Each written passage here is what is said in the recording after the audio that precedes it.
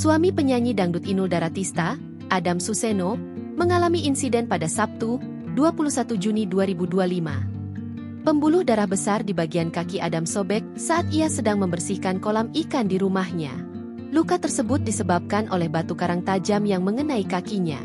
Kabar terbaru disampaikan oleh Inul melalui akun Instagram pribadinya.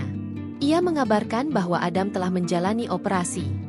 Inul juga membagikan sebuah foto dan video yang memperlihatkan Adam tengah terbaring di ranjang rumah sakit. Ada terlihat masih tertidur karena pengaruh obat bius. Dalam unggahan itu, Inul sempat menggoda sang suami. Sebagai informasi, insiden tersebut terjadi saat Adam turun ke kolam ikan di rumah mereka untuk memperbaiki sesuatu. Menurut Inul, sang suami yang dikenal aktif itu melakukan aktivitas tanpa sepengetahuannya ketika ia masih tertidur di kamar. Tanpa disadari, kaki Adam tersenggol batu karang yang ada di dalam kolam.